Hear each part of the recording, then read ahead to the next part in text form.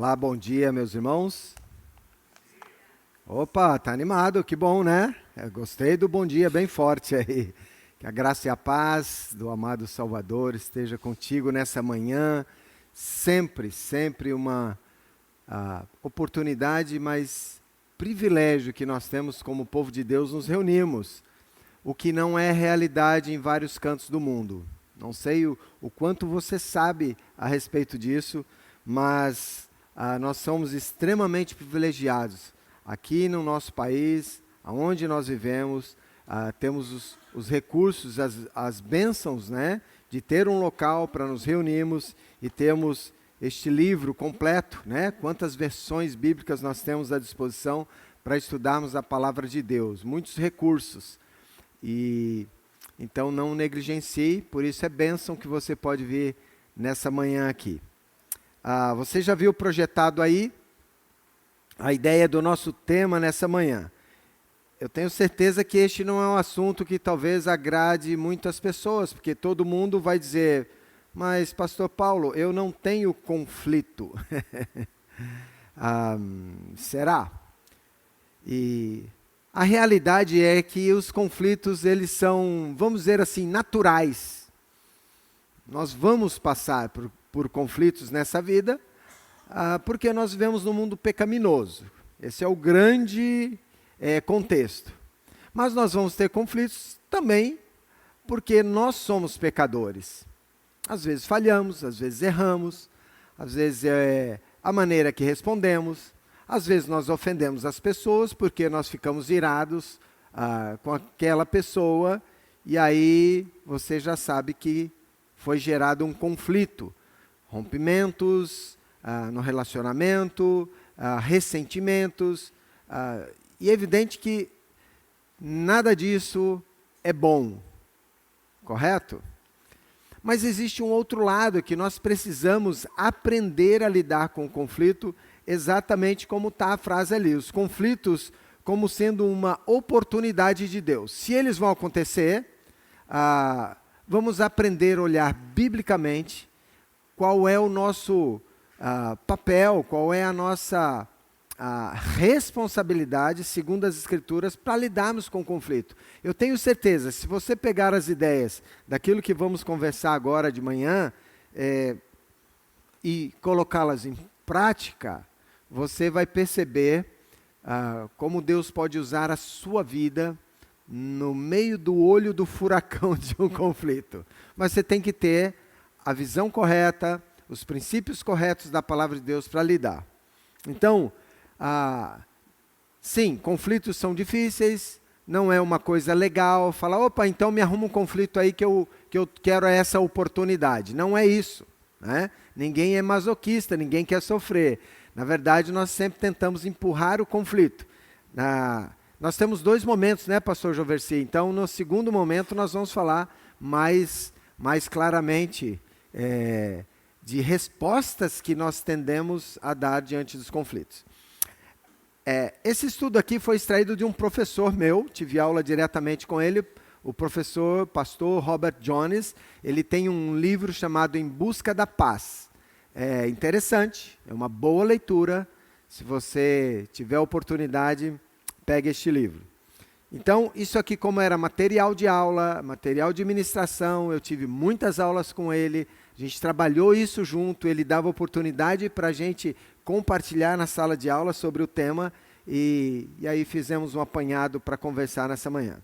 Mas conflito é oportunidade de Deus para quê, né, pastor Paulo? Essa é a pergunta.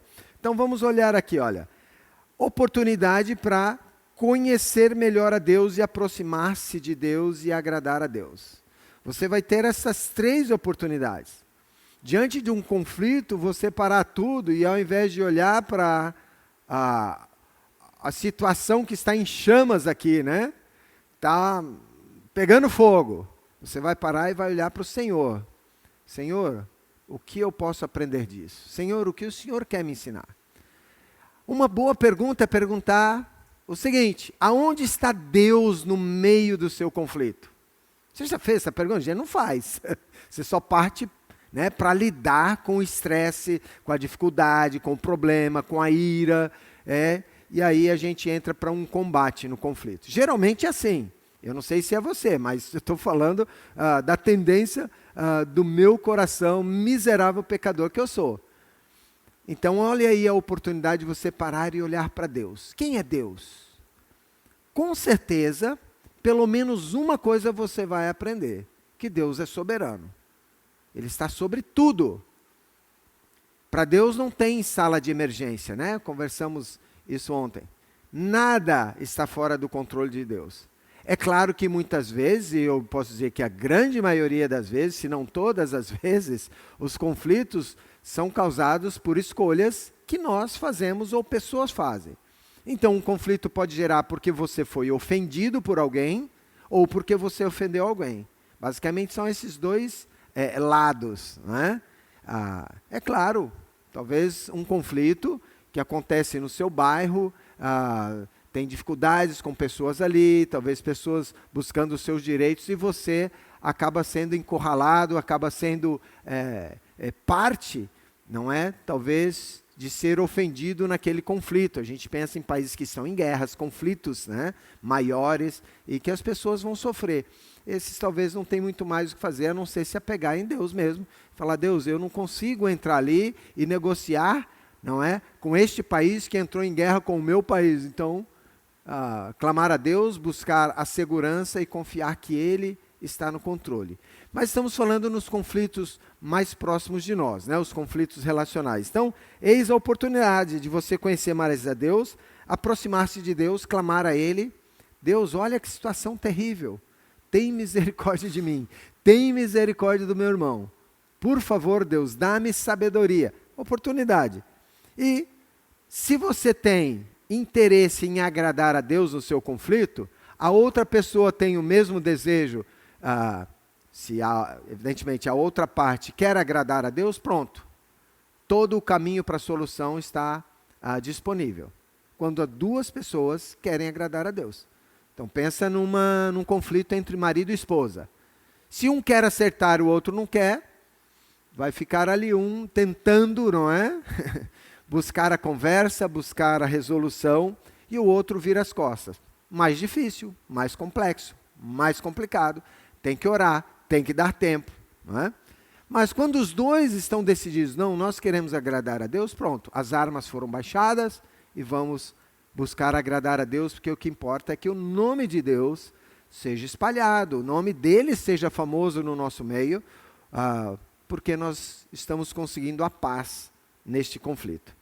Mas 1 Coríntios 10:31 é um texto, evidente que tem um princípio bem genérico aqui, que diz assim, olha, assim quer vocês comam, bebam ou façam qualquer outra coisa, façam tudo para a glória de Deus. Aí um amigo havia perguntado, tá, mas o que é tudo na língua grega aí em Coríntios? Tudo é tudo, todas as coisas. Inclui tudo que você faz, que você se move, qualquer outra coisa, seja comer, beber, suas atitudes. Isso inclui conflito? Buscar a resolução de um conflito está embutido aqui? Com certeza. Então, tudo que você fizer deveria apontar para a glória de Deus. Se você descartar isso, aí você vai colhendo os efeitos, evidentemente, as consequências do próprio pecado, daquelas coisas que ficam internalizadas e não resolvidas. Então, eis esta grande oportunidade, conhecer melhor a Deus, aproximar-se de Deus e agradar a Deus.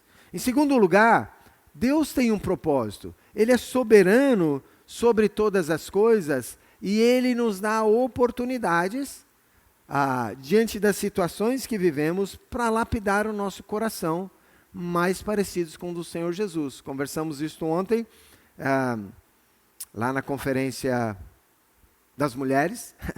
Tivemos um pequeno tempo, um workshop, um grupo de estudo. Nós usamos esse texto aqui, olha, Romanos 8:28 aponta, 8:28 e 29. Nós conhecemos bem o 28 e desassociamos o versículo 29 da ideia. A oportunidade é que sejamos mais semelhantes a Jesus. Isso inclui um conflito na nossa vida? Sim. Quaisquer circunstâncias que nós vivamos nesse mundo deveriam nos fazer mais parecidos com o Senhor Jesus. Olha só, Romanos 8, 28. Sabemos que Deus age em todas as coisas para o bem daqueles que o amam e dos que foram chamados de acordo com o seu propósito. Sabemos que todas as coisas cooperam para o bem, a outra versão diz. Né? Bem conhecido esse versículo. Geralmente nós usamos para encorajar um irmão que está passando por um sofrimento, uma doença. Mas tudo bem. Também não é só para isso. Porque o texto, no versículo 29, ele diz: pois aqueles que de antemão o conheceu, também os predestinou para serem conformes à imagem do seu Filho.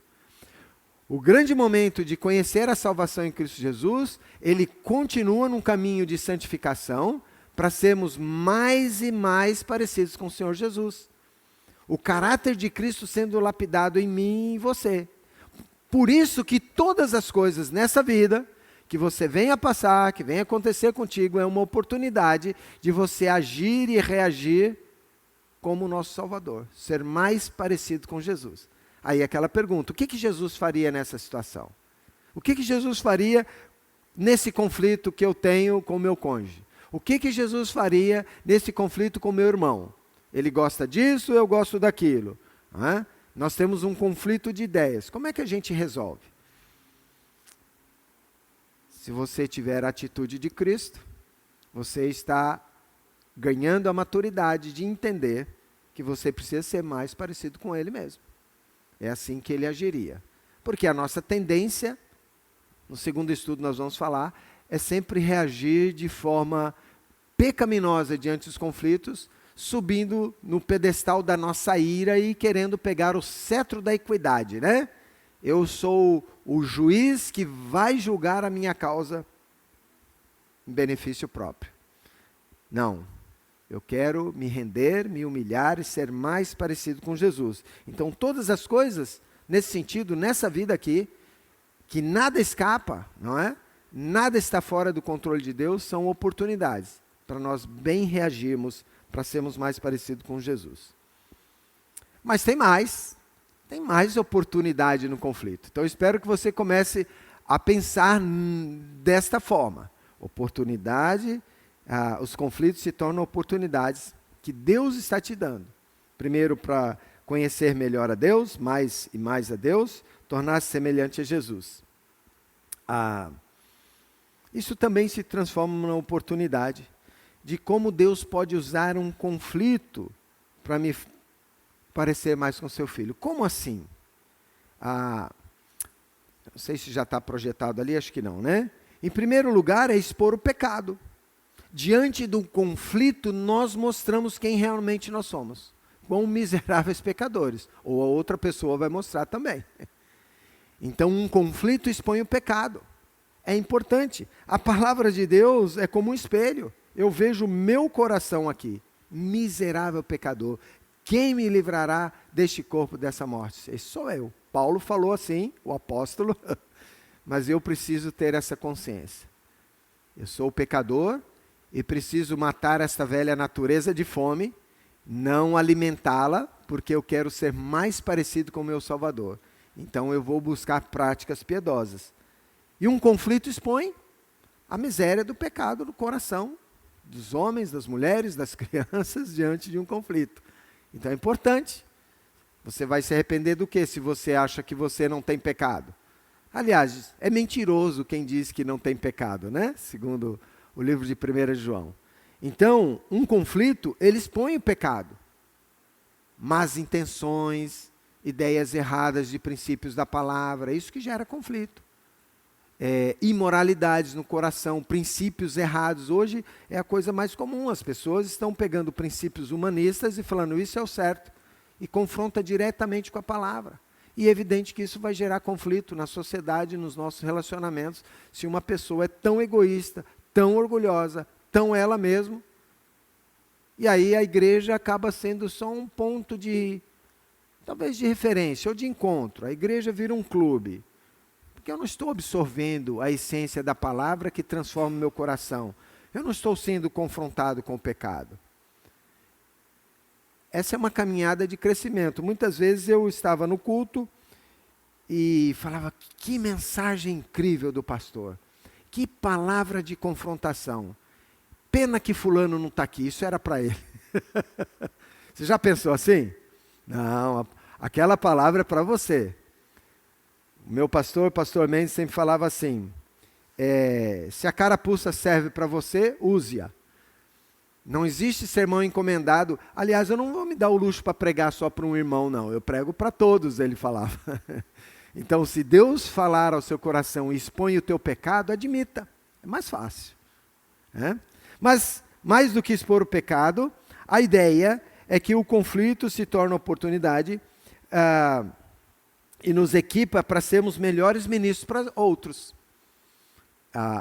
Deus tem dado oportunidade, eu e minha esposa, a Dulce, nós trabalhamos com o Ministério de Aconselhamento, além do ministério que temos hoje, que é mais, estamos mais envolvidos com o Ministério de Obra Missionária, plantação de igrejas entre povos alcançados, mas quando estamos aqui no Brasil, quando temos contatos com as igrejas, irmãos e pastores, sempre temos oportunidade de lidar com aconselhamento bíblico. E nós, às vezes, temos que ser os pacificadores naquela situação de aconselhamento. E eu percebo que Deus vai nos dando entendimento mais e mais e nos equipa para a gente poder ajudar outros. Você vai ganhando maturidade, você fala, eu preciso da sabedoria da palavra de Deus, isso te capacita para ministrar a outros. Ou você, espero que você não seja aquele, os dois estão brigando, eu já sei, aquele ali está certo, então vamos lá, vou ajudar ele a botar mais gasolina na situação, né? Vai explodir tudo. Não deveria ser essa a nossa atitude. Pelo contrário, eu quero melhor servir a Deus e ser ministro de Deus na vida do meu irmão. Ministrar a graça, ministrar a pacificação, ajudar no entendimento. E quando nós passamos por conflitos, essa é a oportunidade, é o que Deus vai nos lapidando. Já falamos disso, desse último item, para também conhecer melhor a Deus. Diante de um conflito, se você simplesmente vai relevando, deixando aquilo se tornar uma bola de neve no coração, uma hora explode. Não. Vá buscando o conhecimento de Deus. De novo, faça a pergunta, onde está Deus no meio desse caos, deste conflito? Quem é Deus agora? Onde Ele está? Se você não tiver uma visão dos atributos de Deus de maneira correta e bíblica, você vai achar que tudo é acaso, está vendo? Frustrado. De novo. Deus tem um propósito. Ele mantém tudo nas suas mãos, em total controle de todo o universo. Existe uma teologia por aí que diz que Deus não é tão soberano assim. Ele é soberano, ele está longe, algumas coisas ele tem controle, mas não tem controle de tudo não. Isso é uma grande mentira. Né? Deus tem controle até de tudo que acontece conosco, do nosso corpo, do nosso DNA, das nossas células, do cabelo que cai ou do que permanece na cabeça. Deus tem o controle de fato de todas as coisas. Ou cremos nessa soberania e conhecemos mais e mais profundamente a Deus do que Ele está querendo nos ensinar, do consolo que Ele pode dar e trazer diante do sofrimento. Porque é na hora de conflitos que devemos de fato buscá-lo mais profundamente, para Ele nos ensinar, para Ele nos ajudar a reagirmos como Jesus reagiria. Este amar e ministrar a outros, olha só o que diz eu gosto muito dessa passagem de Lucas, capítulo 6, 32 a 36. Confronta, e eu ia falar frontalmente, né? Redundância aí, o meu coração. Olha só, Lucas, capítulo 6, versículos 32 em diante. Que mérito vocês terão se amarem aos que os amam?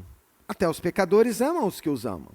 E que mérito terão se fizerem o bem àqueles que são bons para com vocês? Até os pecadores agem assim. E que mérito terão se emprestarem às pessoas de quem esperam a devolução? Até os pecadores emprestam a pecadores esperando receber devolução integral. Amem, porém, os seus inimigos. Façam-lhes o bem e emprestem a eles sem esperar receber nada de volta. Então, a recompensa que terão será grande e vocês serão filhos do Altíssimo, porque Ele é bondoso para com os ingratos e maus. Sejam misericordiosos, assim como o Pai de vocês é misericordioso. Então você está vivendo um conflito, talvez a pessoa te ofendeu, e você quer devolver na mesma moeda, você devolve na mesma ofensa. Não. Ou você só quer amar e fazer o bem para aqueles que são legais para você. Isso aí qualquer pecador faz. Eles são cheios das conveniências, das trocas. Isso não é amor verdadeiro, é o que Lucas está falando, que Jesus está falando, né? Através de Lucas para a gente aqui. Se você realmente ama com um amor verdadeiro, com o amor de Deus, você vai amar até o seu inimigo. Olha que coisa difícil.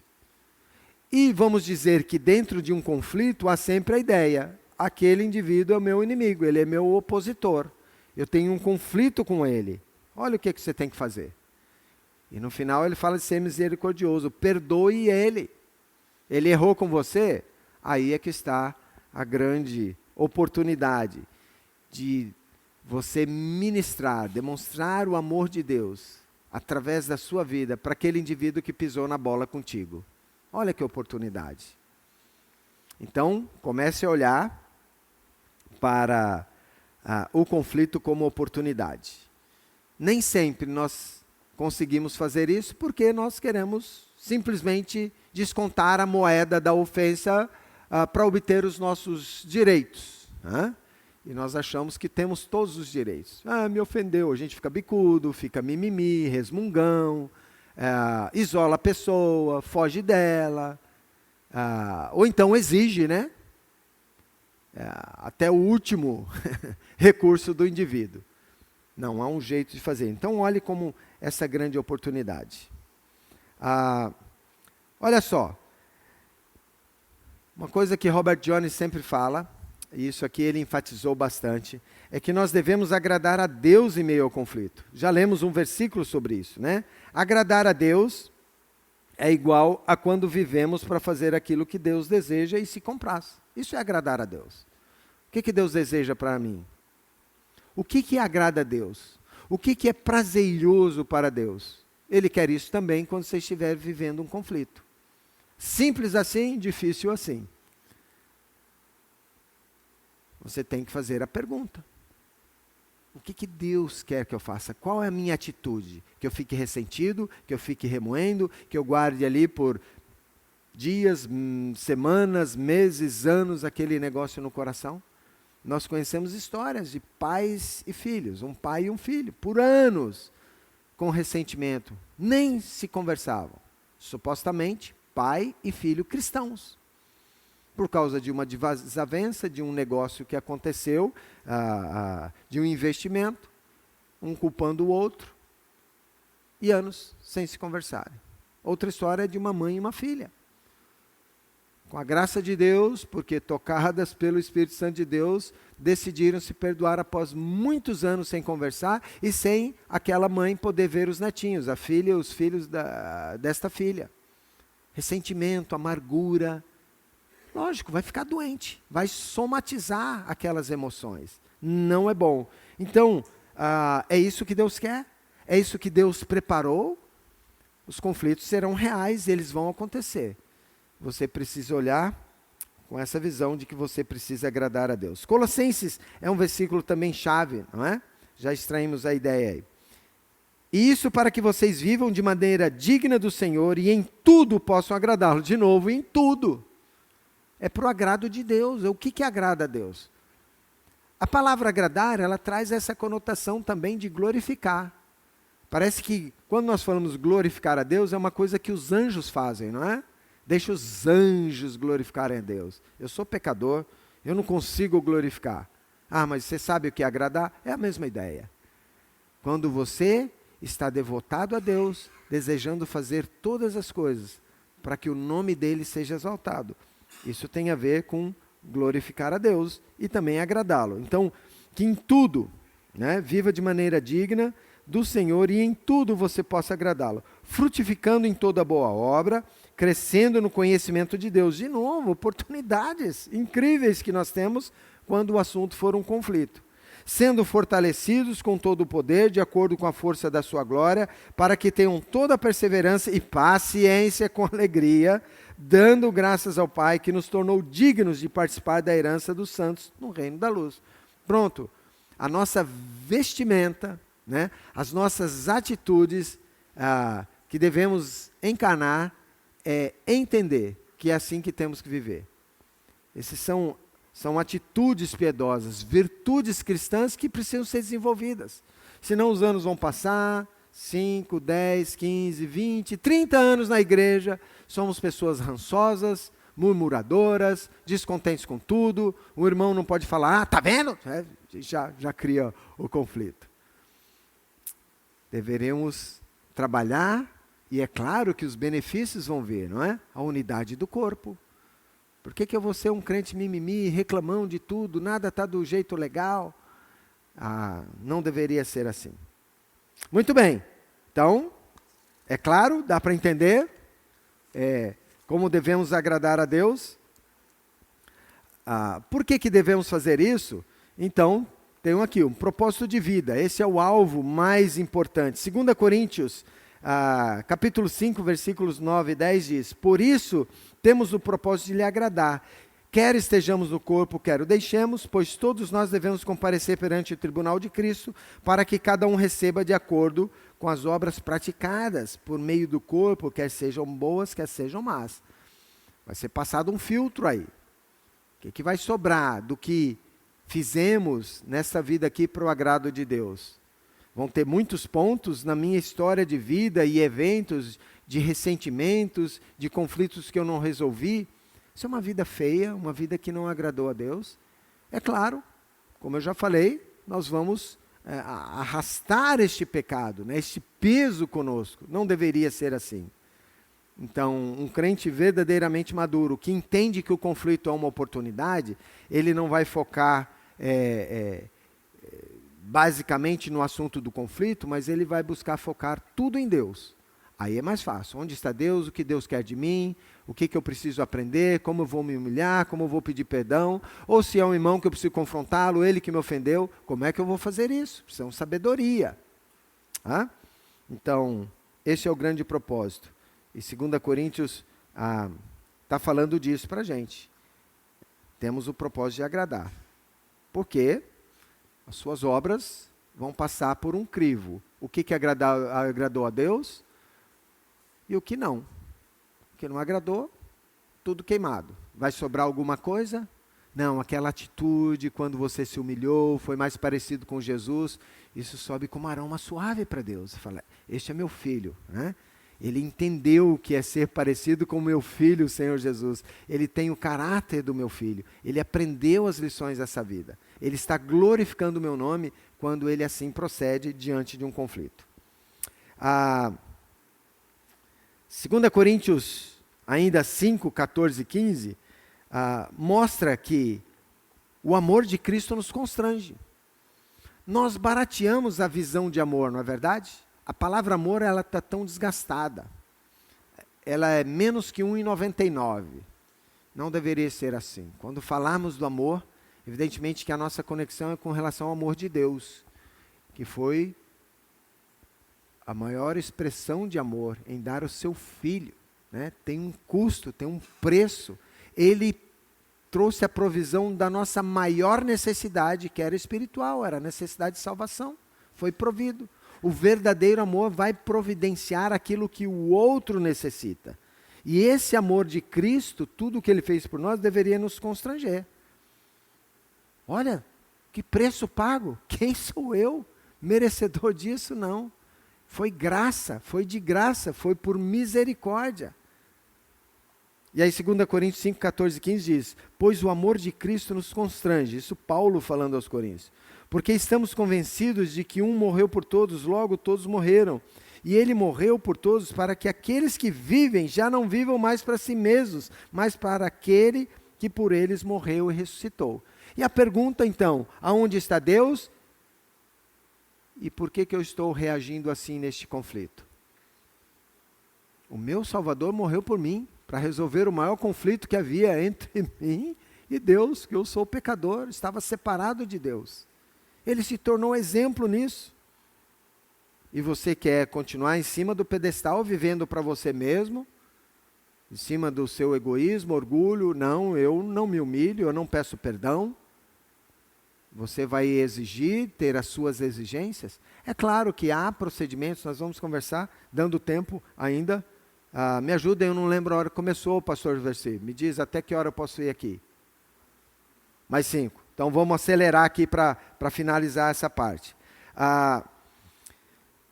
Algo que contrasta para a gente é querer agradar a nós mesmos. Isso é natural, né, do Paulo, o pecador. Eu, Paulo, quero agradar sempre mais a mim mesmo. Olha o que diz Romanos 15, de 1 a 3. Né? Nós que somos fortes devemos suportar as fraquezas dos fracos e não agradar a nós mesmos. Cada um de nós deve agradar ao seu próximo para o bem dele, a fim de edificá-lo.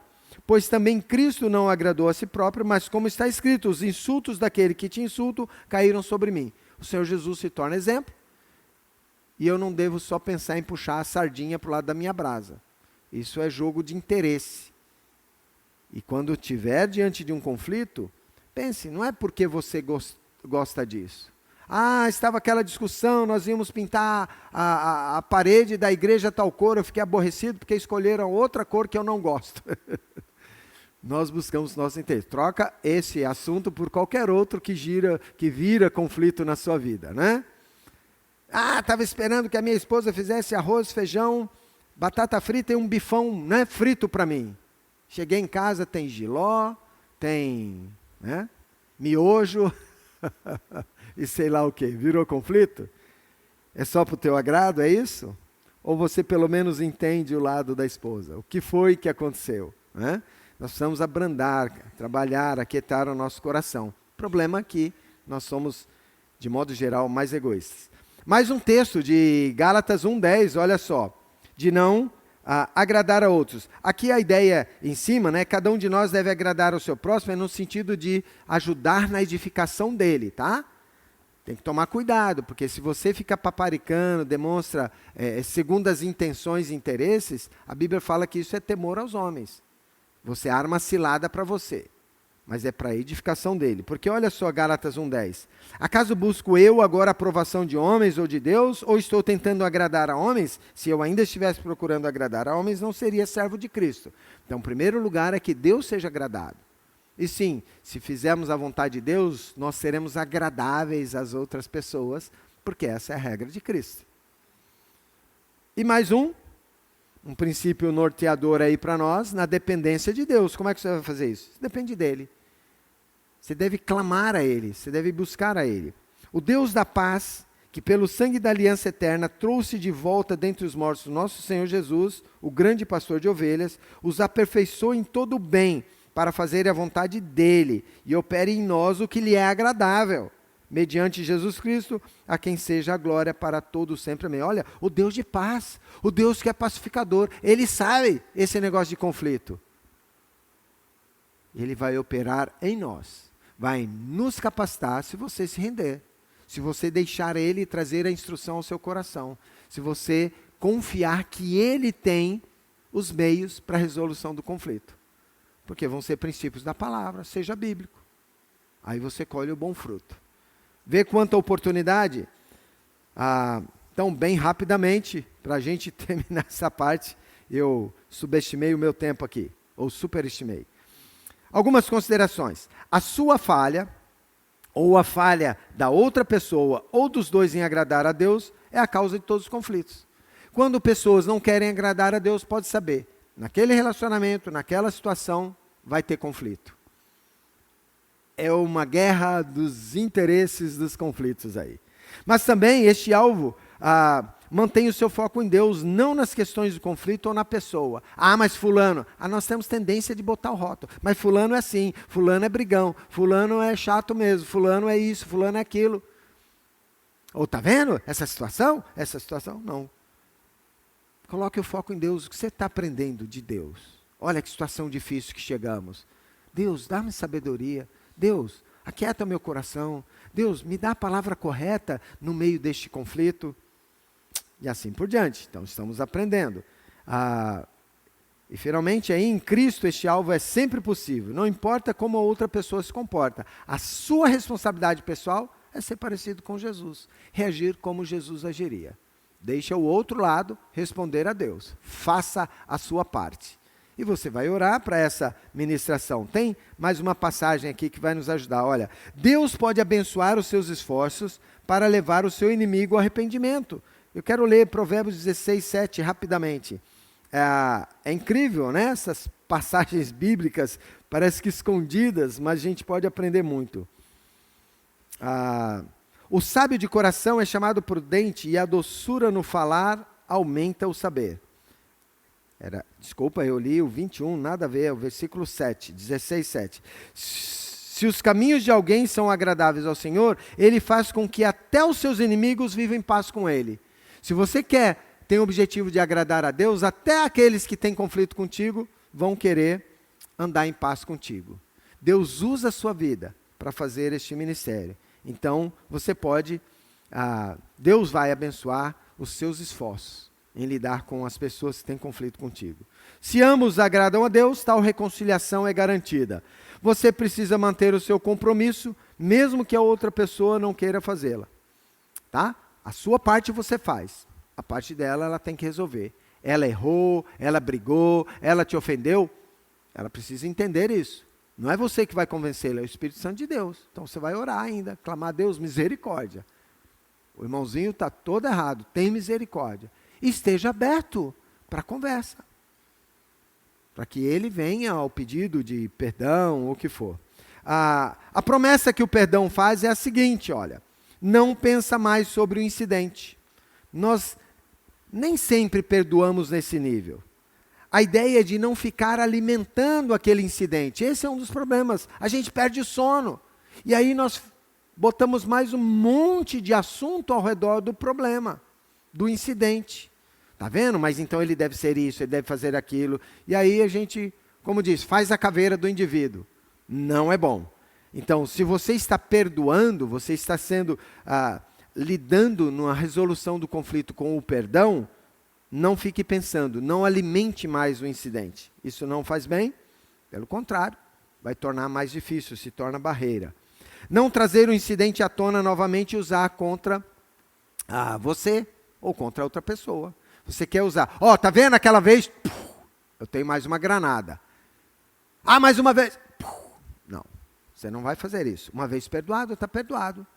Jesus falou 70 vezes 7. No mesmo dia, com a mesma coisa. Se o irmão arrependido vem pedir perdão, perdoa.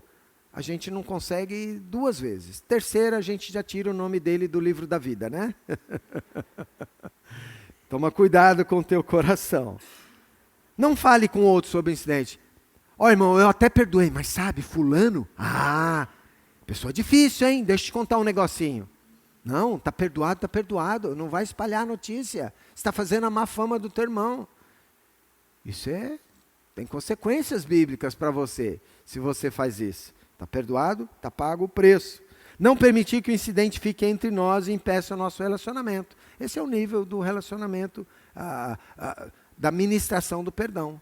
Você derruba as barreiras. Eu até perdoo, mas daqui para lá e nunca mais a gente se vê. Espero que a minha casa no céu seja bem longe da tua, porque eu não quero mais ver tua cara. É assim? É isso que você perdoou? Tudo errado, né? O perdão de Deus é a sua decisão. Deus já pagou o preço, está lá disponível na cruz, é só você falar, Senhor, obrigado. Obrigado, Senhor, morreu no meu lugar. Obrigado porque o teu perdão está acessível a mim. E assim como o Senhor me perdoa, eu quero perdoar meu irmão que pisou na bola comigo. Ou eu quero ir lá pedir perdão porque eu pisei na bola com ele, né? Então, o perdão de Deus é sua decisão, você tem que declarar isso, né? E é promessa por causa de Jesus. Você não vai manter mais esses pecados contra você. Ele errou comigo, peraí, você errou, mas já está no arquivo, hein? Pisa na bola de novo, não. Não é assim. Como aquele que perdoa você, Deus é o seu motivo e modelo para você perdoar outros. Eu ia falar de 2 níveis, quem sabe eu jogo no próximo estudo nosso, a gente tem um intervalinho, é isso, pastor Joversi? Aí a gente pode retornar com isso daqui. Tem tempo para alguma pergunta? Pelo menos uma, não? Depois? Mais na frente a gente faz, então. Então a gente vai fazer uma pausa agora, mas pense nisso. Pense no conflito como oportunidade. Senão você vai desperdiçar as oportunidades de ser mais parecido com Deus, com Jesus, de conhecer mais a Deus em meio ao conflito. Essa é a grande oportunidade. Então até já, Deus abençoe. A gente retorna daqui a pouco. Ok? Então vamos dar continuidade ao tema de conflitos. Tem um livro muito joia também, que eu posso indicar para você, se você ainda não teve contato. O título é o seguinte: Conflitos no Lar e a Escolha do Pacificador. O autor é Ken Sande, acho que tem um coautor ou coautora com ele, não lembro, mas Ken Sande, o livro Conflitos no Lar e as Escolhas do Pacificador. Então, uma parte dessa ideia é o que vamos conversar aqui também, nessa manhã, dando continuidade a essa questão de conflitos, né? Você já viu, já foi desafiado, que para você encarar o conflito, você tem que ver como uma oportunidade de conhecer mais a Deus, de ministrar na vida de outros e de você ser mais parecido com Jesus, tentando agradar a Deus em tudo. Essa é a oportunidade. Mas às vezes como eu falei, não é um assunto popular para nós crentes no Senhor Jesus, né? Falar sobre conflito, até porque os pastores às vezes percebem. E aí, meu irmão, minha irmã, como é que está? Geralmente a resposta é: está tudo bem. E os pastores já conhecem. Se tiver a resposta dessa forma: está tudo bem, né, pastor? Sabe que não está. Adicionou um pouquinho mais, colocou essa esticada. Fazer o quê, né? Está tudo bem. Não está tudo bem. Mas nós tendemos a negar que esse conflito existe e a gente vai conversar. O mundo está em conflito. Você acompanha as guerras entre nações. O conflito está lá longe. Você pode ver alguma situação, talvez dentro do nosso próprio país, tem um grupo... pessoas talvez requerendo os seus direitos e elas entram em conflito. Talvez você tenha um conflito lá no seu ambiente de trabalho, com seu chefe. Talvez se você tem um comércio com seus clientes, não sei, com seus funcionários, com seus colegas, né, no seu trabalho. Mas o conflito não só está lá naquele endereço. Às vezes o conflito está mais perto da gente, está dentro das nossas casas. É o conflito entre marido e esposa, esposa-marido, pais e filhos, e os filhos e os pais. Nós temos que encarar esta realidade. E a palavra de Deus tem uma chamada para nós, é esse versículo que está projetado aí, de Mateus 5,9. Bem-aventurados os pacificadores, porque serão chamados filhos de Deus. Um conflito exige, para ele ser trabalhado, se quiser a pacificação, precisa que um pacificador apareça para proclamar, para ministrar a paz no meio do conflito. E se você tem um conflito com alguém, Deus quer que você seja o pacificador. Que você entre no olho do furacão e hasteie a bandeira da paz de forma bíblica. Até porque o Ken Sande, no livro dele, ele fala que, de modo geral, diante dos conflitos, há 3 possibilidades ou 3 tipos de respostas que as pessoas dão. O primeiro tipo de resposta que ele diz são respostas de escape, como aquela que eu falei: tá tudo bem, né? Vou falar que eu tenho conflito? Nada. A primeira tentativa de escapar do conflito é negando que ele existe, dizendo que está tudo bem, está tudo ok. Mas por dentro há sofrimento, por dentro a pessoa está carregando conflito. Talvez externamente tenha um conflito, mas ele se nega a dizer que tem um conflito. Eu não me importo, mas no fim se importa. Então, essa não é uma resposta para um crente dar diante de um conflito. Negar que o conflito existe. Isso não é bom. Então, dentro muitas vezes dos lares, por medo ou temor a homens, nós preferimos negar que existe um conflito, nós não queremos encarar. Então é melhor dizer que está tudo ok. Não é bom. Mas há uma outra maneira de escapar do conflito, é fugindo dele. Não estou dizendo que é isso, mas a possibilidade de um marido que não quer voltar para casa, porque ele fala, eu quero chegar o mais tarde possível para que os meus conflitos, se for a esposa ou os filhos, a esposa e os filhos, estejam dormindo. Aí eu vou estar em paz. Então vai arrumar mais hora extra, mais coisa para fazer, vai se distanciar. E isso não é bom. Talvez a esposa vai falar, eu estou com dor de cabeça, arrumo uma dor de cabeça para dormir mais cedo, porque daqui a pouco meu conflito chega do trabalho. Não é bom. Talvez o filho se tranque no quarto. O meu conflito vai ficar deste lado da casa para lá. Não quer resolver os conflitos com os pais. Então, tentar fugir desse jeito não é uma boa coisa, porque não resolve o conflito. Aquele irmão que tem um conflito com o outro e atravessa a calçada, vai para o outro lado, vai fingir que não viu. Isso é fuga. Isso não resolve conflito.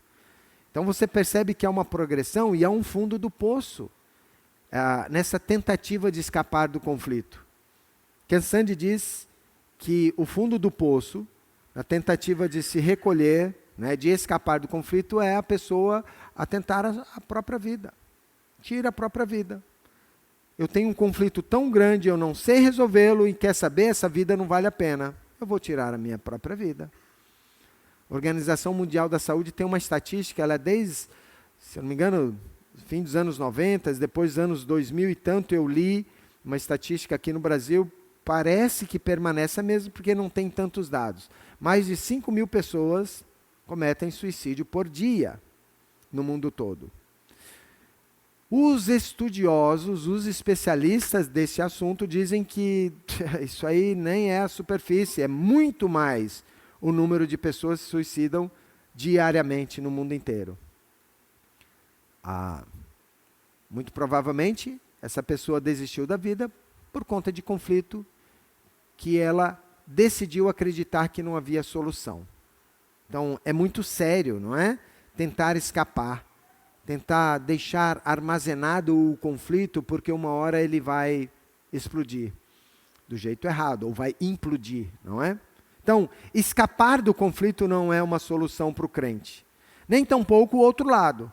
Se eu tento fugir, sair fora do conflito, não é uma solução bíblica. Esse outro lado, partir para o ataque, também não é. Um tipo de ataque pode ser agressão. Agressão verbal, agressão emocional, chantagens, até agressão física. Por que o Brasil tem uma cadeia,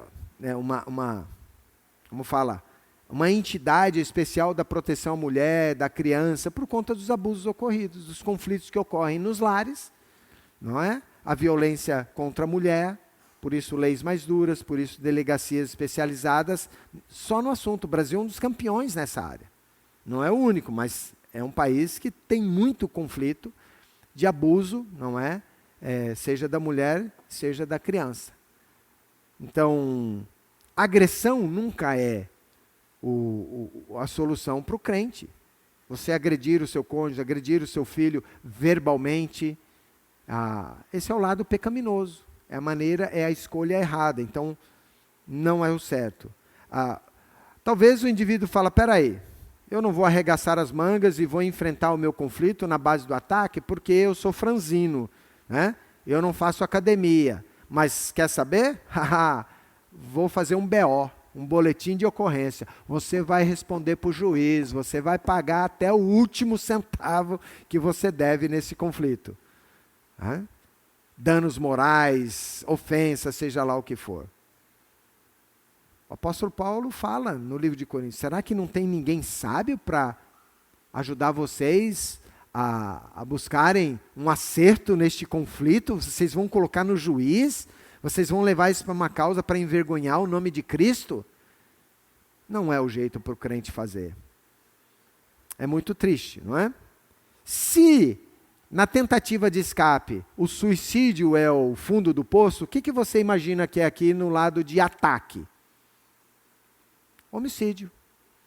Se você é o meu problema, eu tiro a tua vida, acabou o meu problema, eu vou viver em paz. Errado, não é?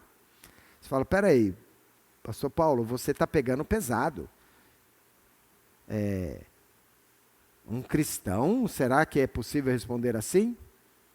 Eu creio que sim.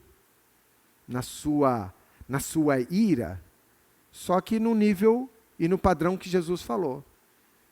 Se eu não me engano, está lá em Mateus, depois você procura certinho, ou é o capítulo 5 ou 7, que ele fala assim, ouvistes o que foi dito aos antigos, não matarás, mas eu vou elevar o padrão deste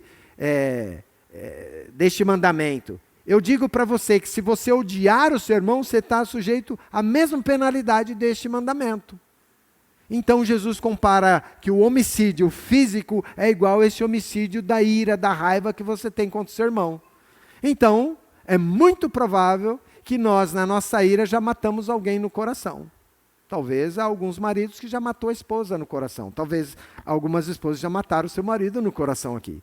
Talvez algum filho adolescente que já matou os pais no coração. Ou vice-versa, né? Nós não tendemos a pensar nesse nível. Então, é muito sério. Partir para o ataque não resolve conflito nenhum. Qual seria a maneira correta, então? De responder como é a proposta de Ken Sande, que eu entendo que é bíblica, naquela chamada. Bem-aventurados os pacificadores, porque serão chamados filhos de Deus. Você é um crente, nascido de novo, você tem convicção do que Cristo fez por você na cruz, você adicionou um sobrenome. Você é o João, filho de Deus.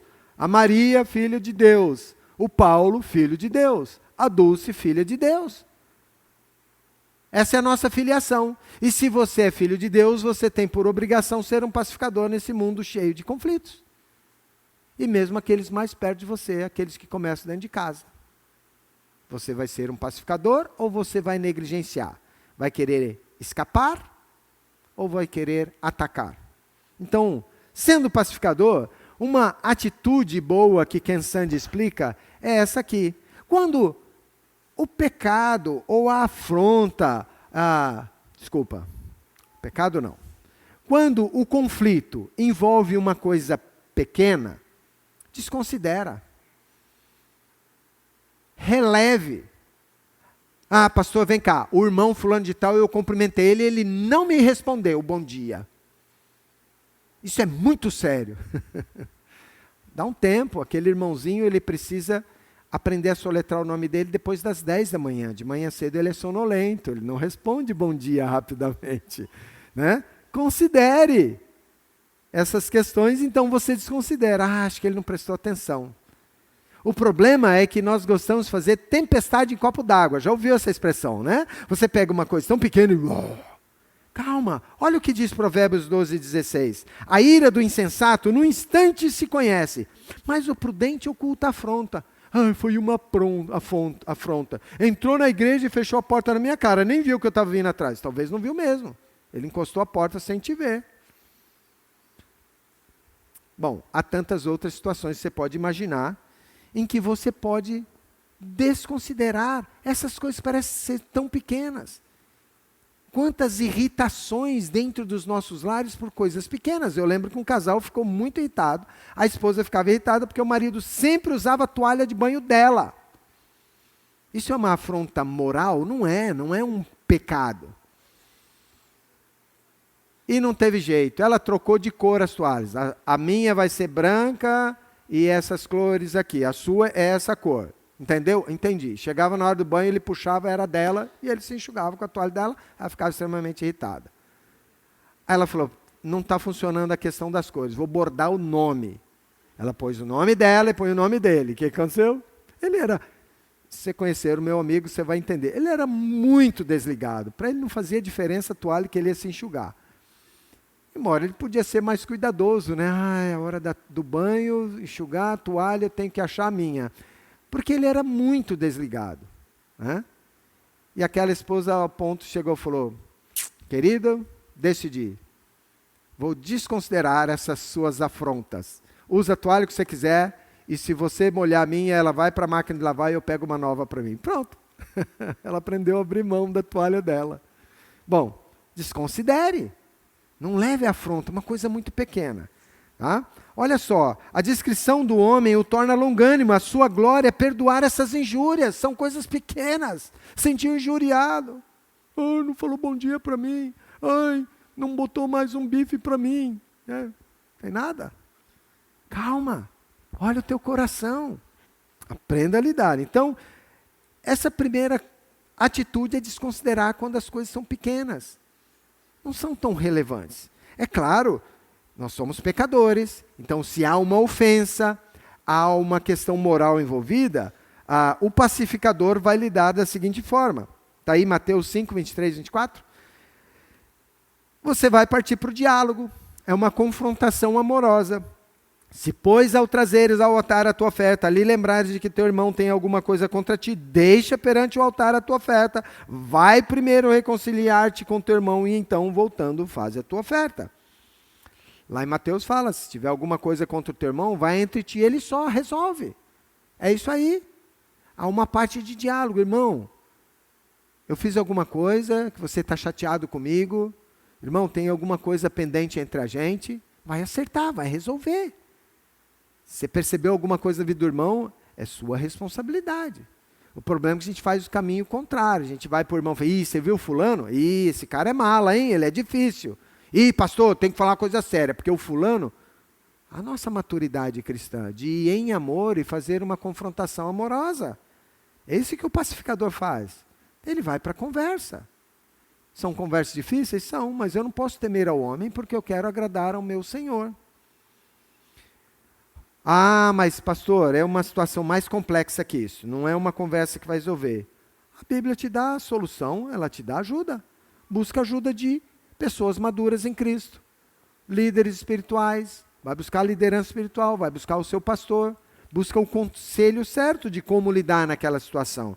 Olha Provérbios 13:10. Da soberba só resulta contenda, só conflito. Indivíduos orgulhosos, soberbos, mais conflito. Mas com os que se aconselham, se acha sabedoria. Aqui o orgulhoso, esse soberbo, eu não preciso de ajuda, eu sei todas as coisas. Aliás, já memorizei os nomes dos livros da Bíblia. Eu sei Salmo 23 decora, eu sei o que eu sei. Eu não preciso de ajuda de ninguém. Porque aí eu passo a julgar do jeito que eu quero julgar a situação. Humilhe-se. Diga-se de passagem, a tendência quando existe conflito conjugal são das mulheres buscarem ajuda e aconselhamento. Elas são, de modo geral, muito mais sensíveis do que os homens. Porque nós, imagina, vou me expor, eu vou admitir esse fracasso meu da minha liderança? Não, eu nunca errei. Busca ajuda, busca conselho. Se quer agradar a Deus, de novo, se os dois, as duas partes querem agradar a Deus, total possibilidade de reconciliação e acerto existe. Mas vamos prosseguir. Eu estou superestimando o meu tempo aqui. Se esse caminho não funciona, a Bíblia ainda, como um ato de amor, trabalha os aspectos da disciplina que a igreja tem autoridade para fazer na vida de alguém que está vivendo em pecado. Ele não está reconhecendo, claro que tem todos os passos aí, cada igreja, cada liderança trabalha esses aspectos, ainda na tentativa de ganhar o irmão. Lembre, a disciplina é na tentativa de mostrar para ele o erro, para que ele se arrependa e se reconcilie. E há um último passo lá na frente, E se ele não atender, dize-o à igreja. E se recusar a ouvir também a igreja, considere como gentil publicano. Esse cara não entendeu o evangelho, ele está deliberadamente querendo viver no pecado dele. Ele foi confrontado com uma pessoa, foram duas testemunhas, trouxe para a igreja, e nem assim ele se arrepende, ele não quer aceitar o estar vivendo de maneira errada, então ele precisa entender que ele não entendeu o evangelho. Claro, a chance de restauração tem, se humilhar, reconhecer o pecado, confessar a dureza do coração e pode ser restaurado por conta da cruz de Cristo. Então, são caminhos aí. A pergunta que surge é por que nós temos conflitos? Nós estamos falando de conflito a manhã inteira, por que é que nós temos conflito? Nós temos conflito por causa do nosso coração. O nosso coração é a causa de todos os conflitos que nós vivemos. Essa é a verdade. Eu quero ler com os irmãos, você pode acompanhar aqui ou abrir na sua Bíblia, Tiago, capítulo 4, versículos de 1 até 6, que diz o seguinte: de onde vêm as guerras e contendas? Está falando de conflitos, né? De onde vêm as guerras e contendas que há entre vocês? Não vêm das paixões que guerreiam dentro de vocês? Vocês cobiçam coisas e não as têm, matam, invejam, mas não conseguem obter o que desejam. Vocês vivem a lutar e a fazer guerras. Não têm porque não pedem. Quando pedem, não recebem, pois pedem por motivos errados para gastarem seus prazeres. Adúlteros! Vocês não sabem que amizade com o mundo é inimizade com Deus? Quem quer ser amigo do mundo, faça inimigo de Deus. Ou vocês acham que é sem razão que a Escritura diz que o Espírito que Ele fez habitar em nós tem fortes ciúmes? Mas Ele nos concede graça maior. Por isso diz a Escritura, Deus se opõe aos orgulhosos, mas concede graça aos humildes. Olha o soberbo aí de novo, né? No fim da linha. Revelando o coração. Qual é a causa dos conflitos? Aqui está mostrando. Aqui mostra essa dinâmica perturbadora dos conflitos no nosso coração. Em primeiro lugar, um conflito começa quando eu desejo alguma coisa. O conflito, ele vai aparecer, ele vai surgir à medida que eu tenho um desejo. Como assim? Desejos do meu coração que eu quero levá-los a cabo. Olha o que ele diz aí. De onde vêm as guerras e contendas que há entre vocês? Não vem das paixões que guerreiam dentro de vocês? Está falando de desejos que estão controlando o meu coração. Desejos de coisas que eu quero. Eu poderia falar para os irmãos, eu vou só usar uma ilustração. Irmãos, eu gostaria de tomar uma Coca-Cola agora, nesse calor de Roraima, de Boa Vista, com bastante gelo e, quem sabe, um pouquinho de limão espremido. Isso é um desejo pecaminoso? É? É um desejo pecaminoso tomar uma coca com gelo e limão? Talvez alguém fale, pastor, para de tomar isso, toma o suco de, né, tal coisa. Até aí tudo bem. Mas percebe uma coisa, se eu falar assim, irmãos, eu quero muito tomar uma Coca-Cola com gelo e limão. Mudou alguma coisa? Se eu der muita ênfase e ficar agitado, perturbado, porque eu quero o que eu quero, aí nasce a oportunidade de conflito. Sabe por quê? Porque o texto está falando, vocês cobiçam. Esse desejo está controlando seu coração. A palavra aqui é epitomia, é um forte desejo controlador. A maioria das vezes que Paulo usou essa palavra epitomia, esse verbo, ele está se referindo a desejos carnais e até sexuais. Mas na verdade pode ser qualquer desejo controlador. Pode ser qualquer coisa além de um copo de Coca-Cola com gelo e limão. Qualquer desejo que controla o coração, que exige uma demanda minha, e eu vou fazer tudo para conseguir, e aí que está armado o conflito. Começou com um desejo, mas eu quero muito, eu alimento esse desejo, eu quero esse negócio. E o problema é que não para aí o texto está falando. Vocês pedem por motivos errados, para gastarem seus prazeres. Quer saber quem vai julgar este meu desejo, se ele vai acontecer ou não? Eu sou o juiz da minha causa. Eu quero e agora? Isso não acontece com a gente, tá? Só um exemplo bíblico aqui. Chega em casa do trabalho cansado, eu quero a cadeira do papai e o controle remoto da TV nas minhas mãos. E mais, eu quero um copinho de suco geladinho, porque eu trabalhei o dia inteiro. E se eu não tiver, o conflito está armado. Querido, você pode ajudar a fazer o jantar? Querido, você pode cuidar do Juninho, porque, não deu tempo, eu tenho que terminar o jantar. Pronto, Terceira Guerra Mundial, o conflito está instalado. Eu trabalhei o dia inteiro? Eu estou cansado? Os meus desejos estão controlando o meu coração e eu vou às forras. Troquem essa ideia, então, por qualquer outra coisa que vai dominando o coração.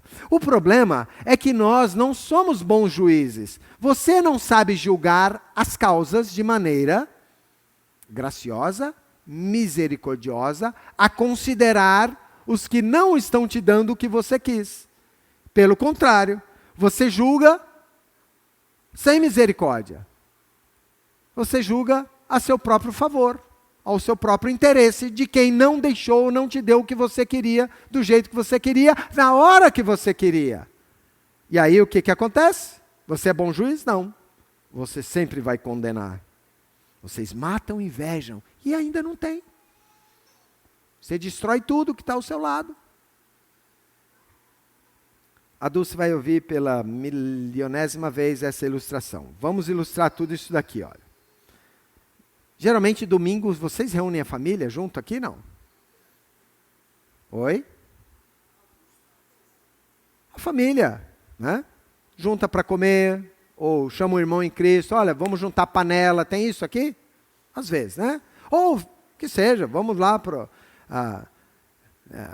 fazer aquele churrasquinho, e aí você tem algo que as pessoas sabem, mas é tranquilo. Você gosta de sobremesa, então vocês juntam lá, talvez venha o cunhado com os sobrinhos, juntou em casa, as mulheres combinaram o que ia fazer para o almoço, se era uma lasanha, se era um arroz à grega, não sei o que vocês gostam de comer por aqui, a carne de sol, alguma coisa assim maravilhosa, ou foi o churrasquinho, mas você viu que elas prepararam um bolo delicioso, aquele bolo maravilhoso.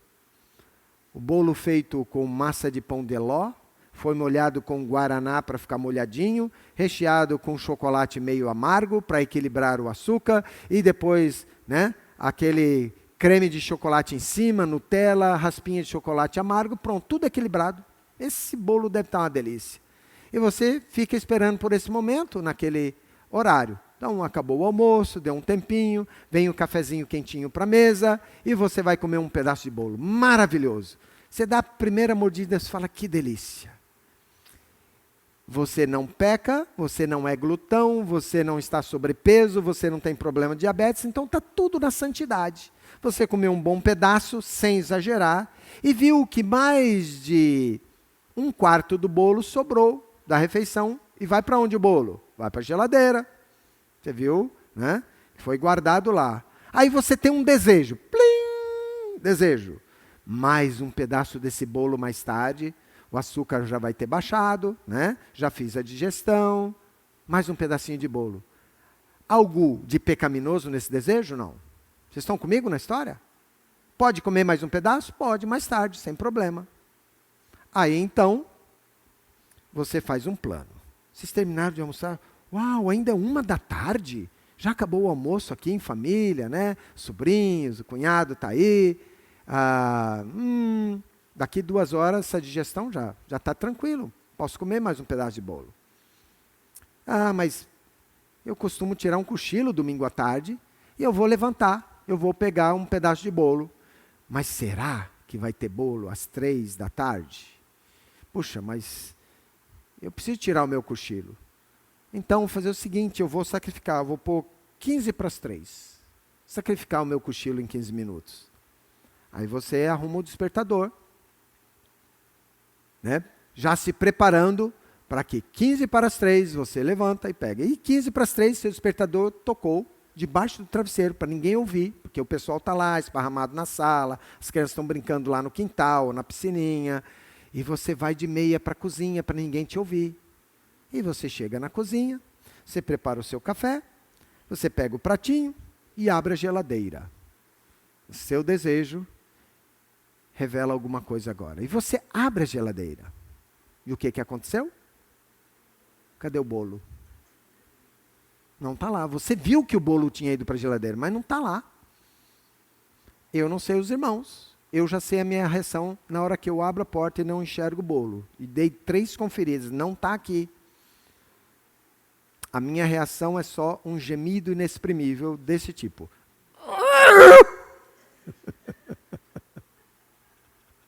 O meu desejo demonstrou que havia uma demanda. Eu quero o meu bolo, eu quero o meu pedaço de bolo. Cadê o bolo daqui? Aí você olha, você só estica um pouquinho. Como é que vocês chamam? Tabuleiro, assadeira que estava o bolo, está dentro da pia, vazio. E você fala assim, mais pertinho, você fala, você vê um monte de dedinho, levaram todo o Nutella e chocolate que tinha de raspa de chocolate em cima. E de repente, vem o sobrinho e joga o último pratinho dentro da pia e sai correndo para brincar com os priminhos. Você só acompanha. Você tinha um desejo, você demonstrou que há uma demanda do desejo e agora você passa a julgar. Quê? Essa meninada acabou com o meu bolo. Aí você condena. Nunca mais esse cunhado vem com essa criançada para minha casa. Aí você faz o que você quer com a sua mente, seu coração nessa hora. Por causa de um desejo. E lá atrás, o certo então seria como? Para trabalhar as expectativas no coração. Senhor, esse bolo está delicioso. Se for da tua vontade, se pela tua graça, se o Senhor quiser me abençoar com mais um tequinho desse bolo, às 2:45, está de boa. E se não tiver, está de boa, eu espero o próximo ajuntamento da família. Mas nós não fazemos isso, né? Porque nós fazemos esse processo. A gente deseja, a gente quer muito, a gente julga e a gente condena. Troca o bolo por qualquer coisa que domine o seu coração. O seu horário, o seu descanso, as suas atividades, as coisas que você gosta. Coisas controlam o nosso coração. Desejos controlam o nosso coração. E aí é a raiz do conflito. A gente passa a ter conflito. As crianças pequenas já mostram isso cedo. É só levar lá no supermercado fazer compra com você. Bater o pé porque eles querem o que querem, do jeito que querem, na hora que querem. E como papai e mamãe, você tem que aprender a lidar com os desejos dominadores do coração dela. Mas nós somos adultos, nós fazemos a mesma coisa. Sem esse tipo de birra. Depende, né? Tem adulto que faz a birra sim. Queridos, o meu coração revela tudo isso. Olha o que ele falou, a partir do versículo 4. Adúlteros, vocês não sabem que a amizade do mundo é inimizade com Deus? Eu estou mostrando um coração mundano. Os gentios agem assim, eles não estão nem aí com Deus. Quer comais, quer beber, quer comais o bolo, quer não comais o bolo, fazei tudo para a glória de Deus. Deveria ser assim. Por que Paulo fala, quer comais, quer bebais, ou faça qualquer outra coisa, é para a glória de Deus. Mas nós colocamos todo o peso na única coisa que nós queremos e que controla o desejo do nosso coração. Isso é inimizade contra Deus. Quem quer ser amigo do mundo se faz inimigo de Deus. Você está voltado para as coisas que você quer. Você quer o mundo aos seus pés. Por isso você é um juiz iníquo. Um juiz que só defende a causa para o seu interesse. Eu também. Ou vocês acham que é sem razão que a Escritura diz que o Espírito que Ele fez habitar em nós tem fortes ciúmes? Mas Ele concede graça maior. Por isso a Escritura diz, Deus se opõe aos orgulhosos, mas concede graça aos humildes. Eu fui orgulhoso, falei, eu vou comer meu pedaço de bolo 2:45. Ao invés de se humilhar, Deus, se for da tua vontade. Lembra que Tiago ensina a teologia da oração. O camarada que acorda e fala, amanhã hoje eu vou para a cidade tal, vou morar lá um tempo, vou fazer grana e vou voltar feliz da vida. Não. Tem a coisa mais importante. Se Deus quiser, as coisas vão acontecer como Ele quer. E eu me submeto a Deus, senão é muita arrogância minha. Serei muito prepotente, soberbo, nariz empinado. Isso não dá certo. Então, o adúltero aí é esse indivíduo que não exerce a fé em Deus, de entender que Deus é o provedor para ele. Isso é adulterar. É um indivíduo que não tem fé em Deus. Falta de fé, desconfiança, não confiança em Deus é um adultério espiritual para Deus. Você não confia nele? Ou você depende dele, ou você confia nele? Inimigo de Deus aqui, ou amigo de Deus? Você quer fazer o que agrada a Deus? Deus se opõe ao orgulhoso, mas Deus concede graça ao humilde. Uma questão é que onde há conflito, há ira. Eu falei ontem que, para as mulheres lá no encontro, né, da União Feminina, que a grande maioria das vezes em que eu respondo pecaminosamente a situações como essa daqui, envolve a minha ira. Eu fico irado. Aquele gemido inexprimível que eu falei, pode ser que os irmãos iriam falar, não, abençoado seja o que levou o último pedaço de bolo, né? A gente luta mais do que isso. Mas a palavra de Deus diz que irai-vos e não pequeis, não se põe o sol sobre a vossa ira, nem deis lugar ao diabo. Nós respondemos rapidamente, emocionalmente, com as coisas que não nos agradam, nós não recebemos com ira. Nós precisamos trabalhar o nosso coração. A Bíblia fala do homem iracundo e da mulher rixosa. A gente parte para a briga já. É aqui que entra esse lado do julgamento. E a condenação com ira.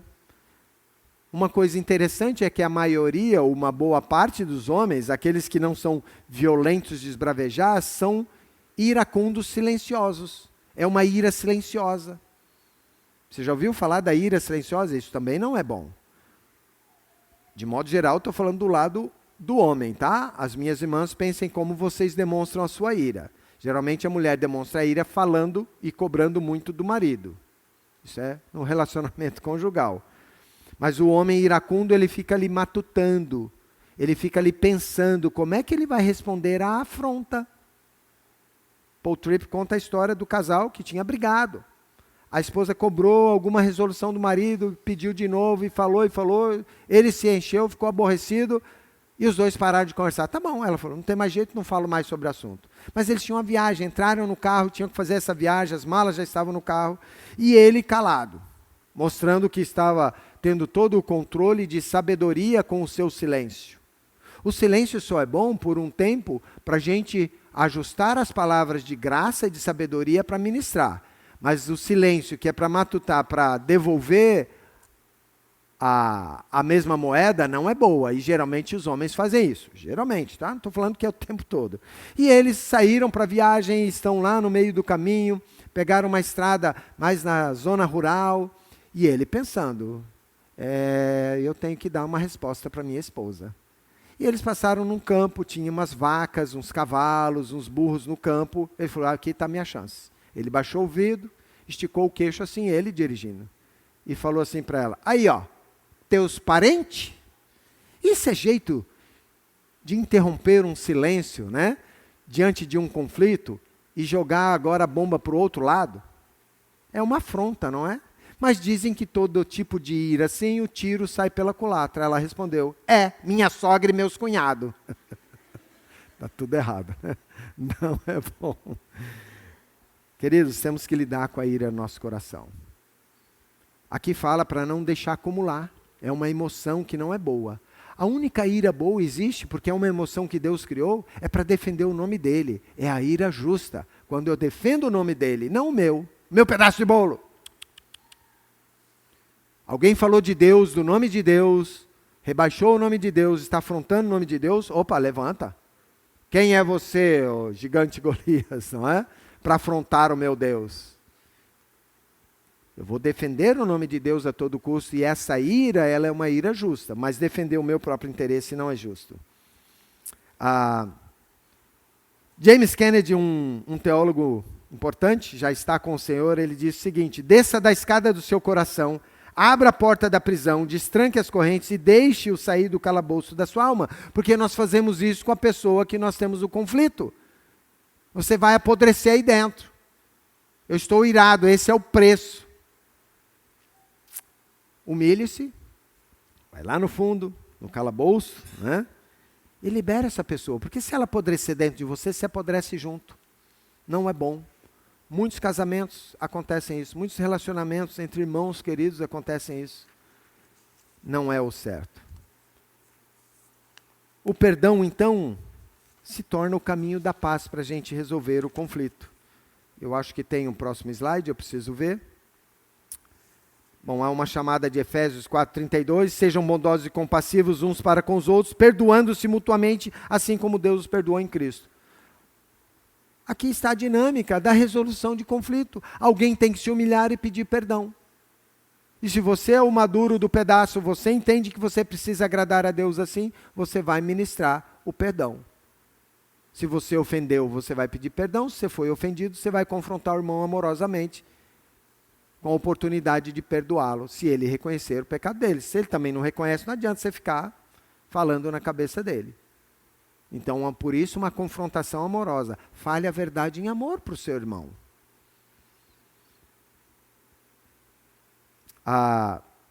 Eu preciso olhar o slide aqui, porque eu não estou enxergando tudo ali. Aqui, o perdão. O perdão de Deus é uma decisão dele, do próprio Deus, em declarar e prometer por causa de Jesus Cristo, em não manter os nossos pecados contra nós. Isso é o perdão de Deus. Por isso, se confessarmos os nossos pecados, ele é fiel e justo para nos perdoar os pecados e nos purificar de toda injustiça. É decisão de Deus. Ele faz isso, ele propiciou isso para nós. Como aquele que perdoa você, Deus é o seu motivo e modelo para você perdoar outros, segundo o Efésios que nós acabamos de ler. Há 2 níveis de perdão. Há um perdão que nós chamamos, esse nível 1, é isso que está aí, agora que eu preciso olhar. Tem esse texto aí, um lado, né? Esse perdão é um perdão pessoal, unilateral. Marcos 11, 25 diz assim: e quando estiverem orando e tiverem alguma coisa contra alguém, perdoem-no, para que também o Pai Celestial lhes perdoe os seus pecados. Quem que está envolvido? O indivíduo que tem um assunto de conflito e Deus. Ele está lá no quarto dele orando. Lembrou de alguma coisa? Diante de Deus, perdoe. Sempre, não importa o que aconteceu. É você e Deus, na sua oração, você já perdoa. Não deixe aquilo, né, fermentar no seu coração. Não fica alimentando. Não coloca a cabeça no travesseiro e enche o seu coração de ira contra a pessoa. Resolve logo no teu coração isso. Mas há um segundo passo de perdão, é esse nível 2 de perdão. É o perdão expresso. Apareceu aí Lucas 17? Que diz: tomem cuidado. Se o teu irmão pecar, repreenda-o. E se ele se arrepender, perdoe-lhe. Se pecar contra você 7 vezes no dia, e 7 vezes voltar a você e disser: estou arrependido, perdoe-lhe. Agora, é você e o seu irmão. Você já resolveu com Deus, está perdoado. Agora é a oportunidade da reconciliação neste conflito, nessa afronta, neste pecado que aconteceu entre vocês, nessa ofensa.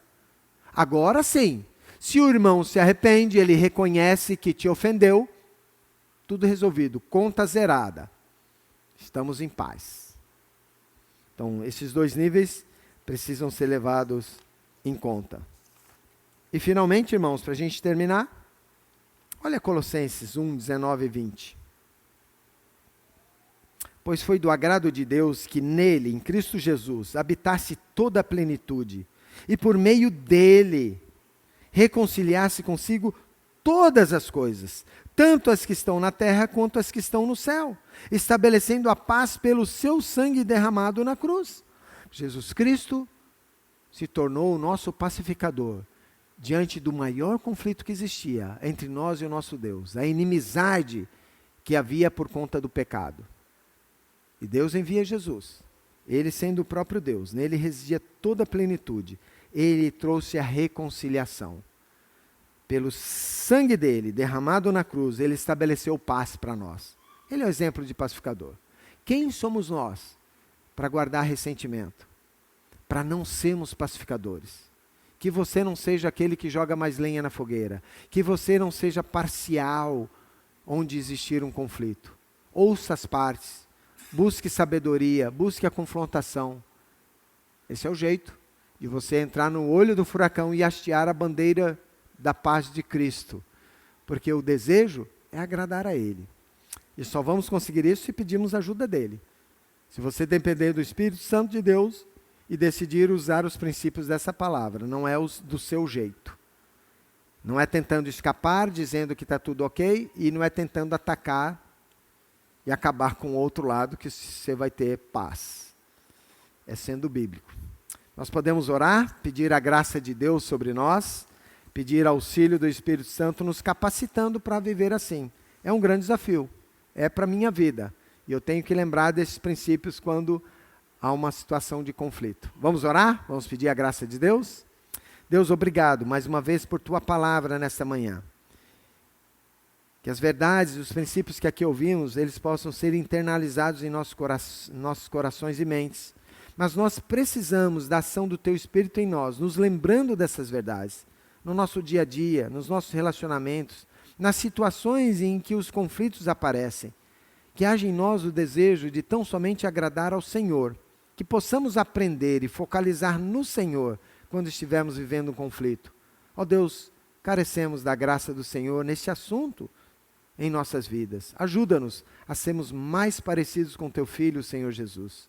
Ministra na vida desses irmãos a oportunidade, Deus, que eles têm de lidar com os conflitos e serem pacificadores neste mundo, dando um testemunho que são os filhos de Deus. São os filhos do Deus Altíssimo que estão ministrando a paz neste mundo tão carente, tão cheio de guerras, tão beligerante. Precisamos do Senhor. Ajuda-nos neste dia, que os nossos olhos estejam abertos para vivermos os princípios da Tua palavra. Talvez até ministrarmos e ajudarmos a outros que estão vivendo em conflito. Por isso, entregamos tudo diante do Teu trono de graça, pedindo a Tua boa mão sobre nós, porque oramos em nome de Jesus Cristo, o nosso Salvador, o nosso Redentor e aquele que trouxe a verdadeira paz aos nossos corações. Amém?